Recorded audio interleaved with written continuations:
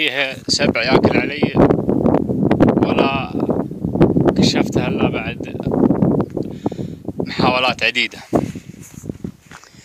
حطيت شبك مترين اللي تشوفونه قدامكم، وحطيت فوقه متر شبك ثاني، وبرضه عجزت في هذا السبع اللي ياكل علي البهم الصار. وتشوفون النتيجة بعد دقائق. طلع السبع المتسلق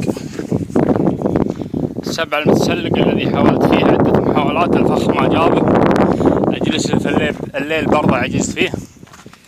طلع هذا هو امامكم.